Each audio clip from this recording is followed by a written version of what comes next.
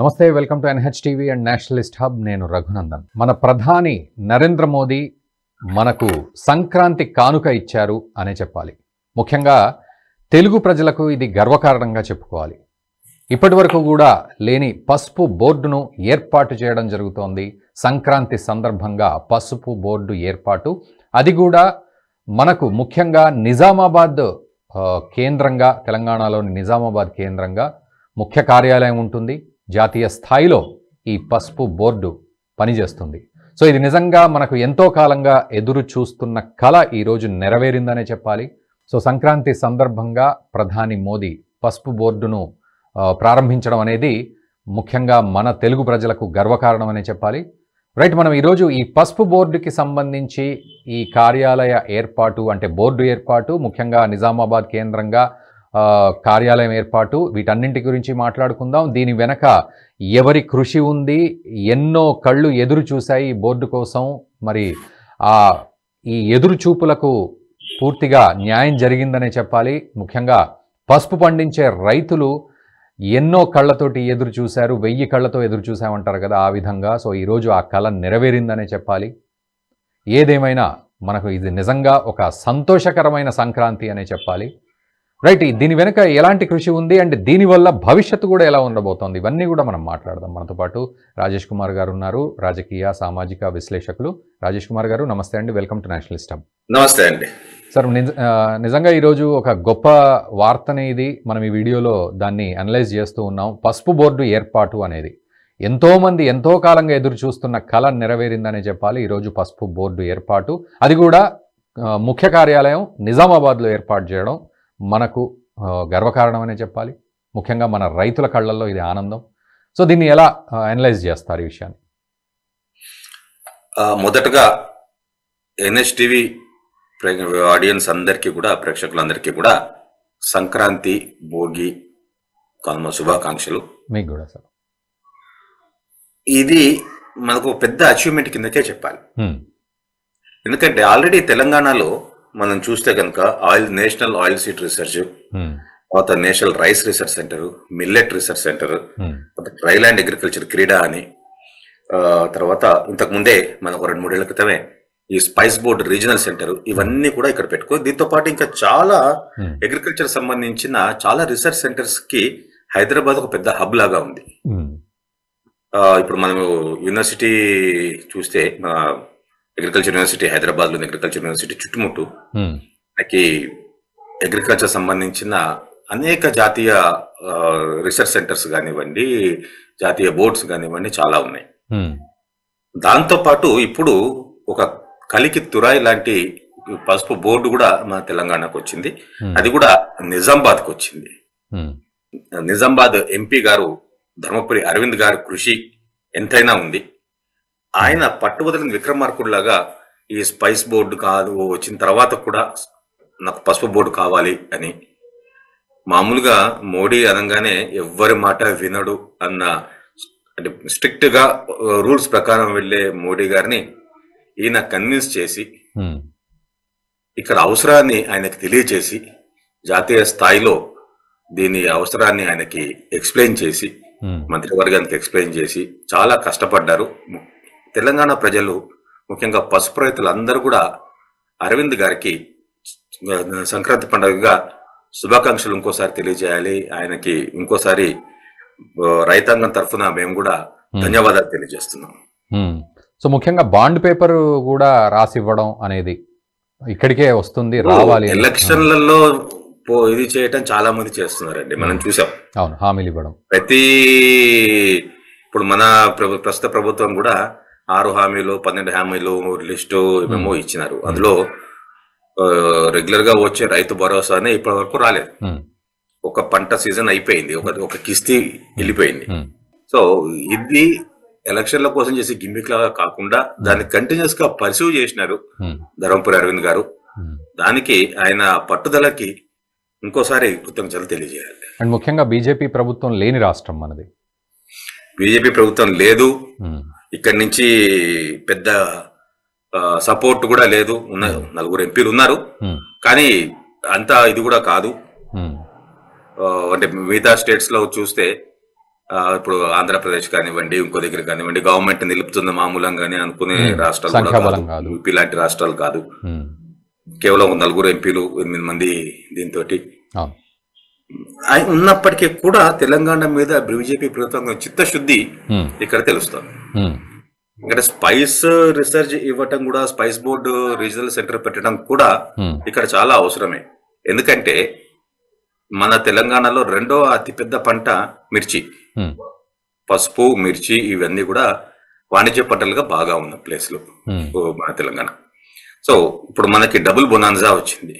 ఉమ్, అటు spice board regional centre వచ్చింది, ఇటు పసుపు బోర్డు ఇక్కడ వచ్చింది. అది కూడా నేషనల్ లెవెల్ పసుపు బోర్డు, జాతీయ స్థాయిలో ఉమ్, ఒక బోర్డు మన నిజామాబాద్ కేంద్రంగా రావటం. ఉమ్, మామూలుగా ఇలాంటి జాతీయ బోర్డ్స్ కానీ, జాతీయ సంస్థలు కానీ ఇవన్నీ కూడా ఈ రాజధానుల్లోనూ ఎక్కడనో సాచురేటెడ్ ప్లేసెస్ లోనే ఉంటాయి.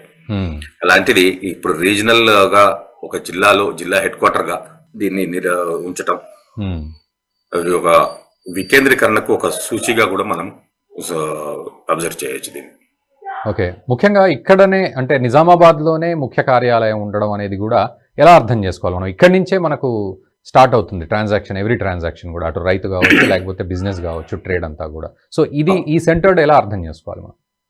అంటే ఇప్పుడు మీరు నిజామాబాద్ ప్రొడక్షన్ వైపు చూస్తే కనుక, ప్రొడక్షన్ వైజ్ కానీ, మార్కెట్ సైజ్ కానీ, నిజామాబాద్ పసుపు మార్కెట్ చాలా పెద్దది. దీనికి ఈ పసుపు బోర్డు ఇక్కడ ఉండటం మూలంగా ఇక్కడ రైతులకు సరైన గైడెన్స్ రావటము, తర్వాత మార్కెటింగ్ లో కానివ్వండి, ప్రోడక్ట్ రేపు పొద్దున ప్రాసెసింగ్ చేయటంలో కానివ్వండి, ఇటువంటి వాటిల్లో సరైన గైడెన్స్ ఆ బోర్డు ఇవ్వటము, తద్వారా అదిమత పరిశ్రమలు కూడా ఇక్కడ పెరగడానికి అవకాశం ఉంది, ఉపాధి అవకాశాలు పెరగడానికి అవకాశం ఉంది.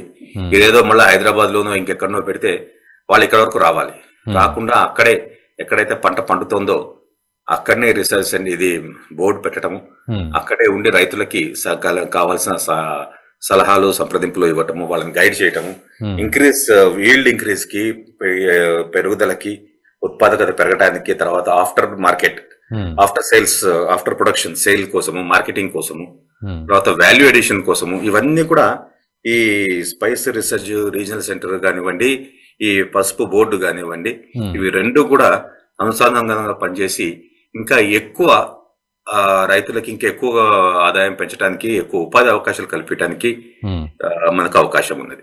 అండ్ ముఖ్యంగా రాజేష్ కుమార్ గారు, ఇక్కడ మహారాష్ట్ర కూడా పోటీగా ఉండింది. నిజానికి మహారాష్ట్రకు వెళ్ళిపోతుందేమో, ఎందుకంటే పొలిటికల్గా కూడా అక్కడ చాలా పెద్ద సెంటర్ అది, ఈ రకంగా చూసుకున్నారు. అండ్ అక్కడ పొలిటికల్ ఇన్ఫ్లుయెన్స్ ఎక్కువగా ఉంటుందని. బట్ ఇక్కడ మీరు అన్నట్లుగా ధర్మపురి అరవింద్ గారు కానీ ఓవరాల్గా సో ఎట్లా దీన్ని స్ట్రగుల్ చేసి ఇక్కడికి తీసుకురావడం జరిగింది. వారు మొదటి నుంచి కూడా అంటున్నారు, నేను బాండ్ రాసిస్తా, లేకపోతే రాజకీయాల్లోంచి వెళ్ళిపోతా, ఇవన్నీ కూడా రైతులకు డైరెక్ట్ హామీ ఇచ్చిన సందర్భం. అండ్ ఈరోజు ప్రధాని మోదీ కూడా సంక్రాంతి కానుకగా ఇచ్చిన సందర్భం. సో ఇది ఈ టగ్ ఆఫ్ వార్ని ఎలా అర్థం చేసుకోవాలి మనం మహారాష్ట్రతో? ఇటువంటి నేషనల్ బోర్డ్స్ కానివ్వండి, నేషనల్ రీసెర్చ్ సెంటర్స్ కానివ్వండి, ప్రతి దగ్గరికి రావాలి అని ప్రతి స్టేట్ పోటీ పడుతుంటుంది. ఇప్పుడు రీజనల్ స్పైస్ సెంటర్ ఏదైతే ఉందో అది మనకి కేరళ, తర్వాత బెంగళూరు, ఇవి రెండు పోటీ పడుతూ ఉంటాయి. ఎందుకంటే అక్కడ స్పైసెస్ ఉత్పాదకత ఎక్కువ ఉంది కాబట్టి. అలానే ఇప్పుడు నిజామాబాద్ మహారాష్ట్రకి దగ్గరగా ఉంది, ప్రాక్సిమిటీ కూడా ఎక్కువ దూరం కాదు, అది ఒక అడ్వాంటేజ్ అయింది నిజామాబాద్ కి. తర్వాత కంటిన్యూస్ ఎఫర్ట్స్, కంటిన్యూస్ పర్సివరెన్స్, దాన్ని వదలకుండా వెంటబడ్డందుకు అరవింద్ గారికి నిజంగా మెచ్చుకోవాలి, ఆయనకు ధన్యవాదాలు తెలియజేసుకోవాలి. దాన్ని ఏదో ఒక ఎన్నికల హామీలాగానో ఏదో బాండ్ చేసావు, మనం గెలిచిపోయామని అనుకునే మామూలు రాజకీయ నాయకుల్లాగా కాకుండా దాని గురించి వెంటబడి దాన్ని వదలకుండా కంటిన్యూగా దాన్ని సాధించేంత వరకు కష్టపడ్డందుకు నిజంగా హ్యాట్స్ ఆఫ్. సో ఓవరాల్గా సార్ రాజేష్ కుమార్ గారు, ఫైనల్గా సో ఈ పసుపు బోర్డు తెలంగాణకు రావడం, ప్రధాని మోదీ సంక్రాంతి కానుకగా మనకి ఇవ్వడం, ఇక్కడ కేంద్ర కార్యాలయం ఉండడం నిజామాబాద్లో, మీరు అన్నట్లుగా ధర్మపురి అరవింద్ కృషి, ఇవన్నీ ఒక ఎత్తు అయితే, రేపు రాబోయే రోజుల్లో రైతులకు, మన రాష్ట్రానికి ఈ ట్రేడ్ విషయంలో కానీ, పంట విషయంలో కానీ మనం ఎలాంటి అద్భుతాలు సృష్టించబోతాం ఇక ముందు కూడా? ఎందుకంటే మీరు అన్నట్లుగా పసుపు మనకు చాలా కీలకమైంది. సో ఇది నిజంగా ఒక అచీవ్మెంటు. సో దీన్ని మనం ఆసరాగా చేసుకొని ఎలా భవిష్యత్తుకు బంగారు బాటలు వేసుకుంటాం అనే దాంట్లో మీరేమంటారు కంక్లూజన్? అంటే ఇప్పుడు పసుపు అనగానే రోజు మనం ఇళ్లలో వాడుకునేంత మాత్రమే ఉపయోగం కాదండి అది. అవునవును. దాన్ని ఉపయోగము వైడ్ రేంజ్ ఆఫ్ యూసెస్ ఉన్నాయి. దాన్ని నిజంగా ఇప్పటివరకు స్పైస్ బోర్డ్ లో మెడిసినల్ కాంటెక్స్ట్ లో అది దాని ఎక్స్ట్రాక్ట్స్ కుర్కుమిన్ కానివ్వండి, దాని ఎక్స్ట్రాక్ట్స్ అట్లా పసుపులో కుర్కుమిన్ కంటెంట్ పెరగడానికి కావాల్సిన రీసెర్చ్ జరగాలి. అది ఎక్కడ అది ఎలా పెంచాలి దాని మీద ఈ స్పైస్ బోర్డు కానివ్వండి, ఈ టర్మరిక్ బోర్డు, పసుపు బోర్డు కానివ్వండి, ఈ రైతులకి సరైన సలహాలు సూచనలు అందించడం ద్వారా దాని కుర్కుమిన్ కంటెంట్ తర్వాత యావరేజ్ ఈల్డ్ ఇప్పుడు 6.5 టన్స్ ఏమో ఉన్నది, అది ఇంకా ఇంక్రీజ్ చేయడానికి ప్రయత్నం చేయటము, ఇవన్నీ కూడా చేసినప్పుడు అంటే మనకి కొన్ని విషయాలు స్పెషల్ అగ్రికల్చర్ లో ఇమ్మీడియట్ రిజల్ట్స్ రావు. దానికి కొంచెం టైం పడుతుంది. ఎందుకంటే వాళ్ళు చేసిన రీసెర్చ్ కానీ అది రీసెర్చ్ చేయాలి, అది టెస్ట్ చేయాలి, దానికి అప్రూవల్స్ రావాలి, తర్వాత రైతుల దగ్గర రావాలి. కాబట్టి కొద్దిగా టైం పడుతుంది. మ్యాజిక్ పాట్ లోగా టక్ మనీ రిజల్ట్ రావు. మ్యానుఫ్యాక్చరింగ్ యూనిట్ లో ఒక వస్తువు తయారు చేసినట్టు కాదు. అయినప్పటికీ కూడా ఎక్కడెక్కడ రీసెర్చ్ జరుగుతున్నదో వాటన్నిటినీ ఇక్కడ కేంద్రీకరించి ఇక్కడున్న రైతులకి వాటి ఎక్స్పోజర్ ఇచ్చి త్వరగా రిజల్ట్ వచ్చేటట్టు చేయడానికి ఈ పసుపు బోర్డు చాలా ఉపయోగపడుతుంది. ఓకే, తద్వారా దీనికన్నా ఎక్కువ మొత్తం అమ్ముకోవటం కన్నా అనుబంధ పరిశ్రమలు, ప్రాసెసింగ్ యూనిట్స్ మనకి నిజామాబాద్ చుట్టుపక్కల రావడానికి కూడా ఈ పసుపు బోర్డు ప్రయత్నం చేస్తే అక్కడ ఉన్న యువ పారిశ్రామికవేత్తలకు, అగ్రికల్చర్ చదువుకున్న వాళ్ళు, లేదా వేరే మార్కెటింగ్ లో కానీ ఇంకో దగ్గర ఉన్న వాళ్ళు, మ్యానుఫ్యాక్చరింగ్ యూనిట్స్, కుర్కుమిన్ ఎక్స్ట్రాక్షన్స్, తర్వాత అడిషనల్ బై ప్రొడక్ట్స్ తయారు చేయడానికి, దీని మీద ఎక్కువ అనుబంధ పరిశ్రమలు రావడానికి కూడా అవకాశం ఉంది. ఆ దిశలో కూడా ఈ పసుపు బోర్డు మార్కెటింగ్ తర్వాత రీసెర్చ్ పనిచేస్తుంది అని అనుకుంటున్నాం. వాళ్ళ మ్యాండేట్ లో ఉన్నది అది, బట్ దే షుడ్ యాక్చువల్లీ అది చేయగలగాలి. చేసినప్పుడే మనకి దాని ఇంపాక్ట్ 100% వస్తుంది. ఇప్పుడు మన కేంద్ర ప్రభుత్వం కానివ్వండి, వీళ్ళు కానీ అన్నదాతకే మనకి ఎక్కువ అన్నదాతసే ఊర్జాదాత అని ఇప్పుడు ఎట్లయితే ఇథనాల్ బ్లెండింగ్ చేస్తున్నారో అలానే బై ప్రొడక్ట్స్ పెంచి దాని ద్వారా వాళ్ళ ఇన్కమ్ పెంచడానికి కోసము చాలా ప్రయత్నాలు చేస్తారని అనుకుంటున్నాము, చేస్తున్నారు. అవి చాలా చోట్ల ఫలితాలు ఇస్తున్నాయి, సత్ఫలితాలను ఇస్తున్నాయి. మనం మిల్లెట్ ఇయర్ చూసాము. మన మిల్లెట్ ఇక్కడ మిల్లెట్ హబ్ ద్వారా వాళ్ళు దాదాపుగా ఒక వండర్ఫుల్ బై ప్రొడక్ట్స్ తయారు చేశారు, wonderful products, value edition products తయారు చేశారు. వాటిని దేశవ్యాప్తంగా మార్కెటింగ్ చేయగలుగుతున్నారు అక్కడ ఇంక్యుబేషన్ సెంటర్ లో. సో ఈ పసుపు బోర్డులో తరఫున కూడా ఇటువంటి ఇంక్యుబేషన్ సెంటర్ రావచ్చేమో, వచ్చి ఇంకా ఎక్కువ రీసెర్చ్ చేసి ఈ బై ప్రొడక్ట్స్ వాల్యూ ఎడిషన్ ఎక్కువ జరిగితే పసుపు ధర పెరుగుతుంది, రైతులకు ఎక్కువ ఆదాయం పెరుగుతుంది, తర్వాత ఎక్కువ మందికి ఉపాధి దొరుకుతుంది. Thank you very much sir, Rajesh Kumar garu. Thank you very much ఈ విషయంపై మా వ్యూవర్స్ అందరికీ కూడా అవగాహన కల్పించినందుకు. సో అది పరిస్థితి. మొత్తానికి మరోసారి సంక్రాంతి శుభాకాంక్షలు, స్పెషల్లీ ధర్మపురి అరవింద్ గారికి. సో నిజంగానే ఇదంతా సంక్రాంతి సంబరం అనే చెప్పాలి తెలంగాణకు, ముఖ్యంగా అంటే తెలంగాణ ఆంధ్ర ప్రజలకు కూడా. ఎందుకంటే తెలంగాణ నిజామాబాద్ కేంద్రంగా కేంద్ర కార్యాలయం ఏర్పాటవబోతోంది. పసుపు బోర్డు ఏర్పాటయ్యింది. ఇది సంక్రాంతి కానుక ప్రధాని మోదీ మన దేశానికి ఇచ్చారు, తెలంగాణ ప్రజలకు ఇచ్చారు, ముఖ్యంగా మన నిజామాబాద్ వాసులకు. దీనివల్ల మన పసుపు పంట స్పైసెస్ అని కాకుండా, స్పైసెస్లో ఇది కలవకుండా ప్రత్యేకంగా పసుపు బోర్డుగా ఇది ఉండబోతోంది. ఎందుకంటే పసుపుకు మన దేశంలో, మన సంప్రదాయంలో కావచ్చు, మన చరిత్రలో కావచ్చు చాలా పెద్ద కీలకమైన స్థానం ఉంది. పసుపుకు అత్యంత పవిత్రమైనది. సో అటువంటి పసుపుకు ఒక బోర్డును ఏర్పాటు చేయడం అనేది నిజంగా రైతులు ఎప్పటి నుంచో కోరుతూ ఉన్నారు. ఈరోజు ఆ కళ నిజమైందనే చెప్పాలి. సో ఈ కళ నిజం అవ్వడంతో పాటు మన భవిష్యత్తు కూడా మారబోతోంది, ముఖ్యంగా పసుపు రైతుల భవిష్యత్తు. ఎందుకంటే ఈ పసుపును పండించడం విషయంలో ఇప్పటి వరకు కూడా కొంత గందరగోళం ఉన్నప్పటికీ ఈరోజు రైతులు చాలా కాన్ఫిడెంట్గా పండించవచ్చు. ముఖ్యంగా మన నిజామాబాద్ కేంద్రంగా, ముఖ్యంగా ఈ చుట్టుపక్కల నిర్మల్, కామారెడ్డి, జగిత్యాల లాంటి ప్రదేశాల్లో కూడా ప్రాసెసింగ్ యూనిట్లు, ఈ పసుపును శుద్ధి చేసే యూనిట్లు, బై ప్రోడక్ట్ యూనిట్స్ కూడా బాగా పెరుగుతాయి. దీనివల్ల పసుపు రాబడిని మనము ఇక్కడ బ్యాలెన్స్ చేస్తూ మనం ఎక్స్పోర్ట్ కూడా చేయగలుగుతాం. జక్రాన్పల్లిలో ఎయిర్పోర్టును పూర్తిగా డెవలప్ చేసే పరిస్థితి కనబడుతోంది ఈ పసుపును ఎక్స్పోర్ట్స్ చేసే విధంగా కూడా. సో ఈ రకంగా ఇన్ఫ్రాస్ట్రక్చర్ డెవలప్మెంట్ కూడా కనబడుతుంది. ఏ రకంగా చూసినా ఇది మనకు నిజంగా గర్వకారణం అనే చెప్పాలి. ఎంతో కాలంగా ఎదురు చూస్తున్న విషయం. వారు అన్నట్లుగా ధర్మపురి అరవింద్ యొక్క సంకల్పమే ఈరోజు మనకు ఇది సాధించి పెట్టిందనే చెప్పాలి. ప్రధాని మోదీ యొక్క ఆశీస్సులు మన రాష్ట్రంపై ఉన్నాయి. ముఖ్యంగా పసుపు బోర్డు విషయంలో అవి తేటతెల్లమయ్యాయని కూడా మనం చెప్పొచ్చు. ఎందుకంటే చాలా ఛాలెంజెస్ ఉంటాయి. ఇక్కడ భారతీయ జనతా పార్టీ ప్రభుత్వం లేనప్పటికీ కూడా అది గ్రాంట్ చేయడం అనేది కూడా మనం ఇక్కడ ఆలోచించాల్సిన విషయం. బట్ ఏదేమైనప్పటికీ మొత్తానికి ఇది ఒక శుభవార్త అనే చెప్పాలి.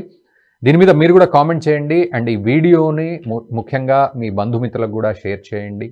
అండ్ ఇప్పటివరకు మా ఛానల్ సబ్స్క్రైబ్ చేసుకోకపోతే సబ్స్క్రైబ్ కూడా చేసుకోండి. Thank you very much. ఈ వీడియో మీకు నచ్చినట్టయితే లైక్ చేయండి, 10 మందికి షేర్ చేయండి. అలాగే కామెంట్ల రూపంలో మీ అభిప్రాయాలను మాతో పంచుకోండి. Nationalist hub group of channels ను సబ్స్క్రైబ్ చేసుకుని తెలుగునాట జాతీయవాద జర్నలిజాన్ని ప్రోత్సహించండి. ఈ వీడియో కింద ఉన్న బెల్ ఐకాన్ పై క్లిక్ చేయడం మర్చిపోవద్దు.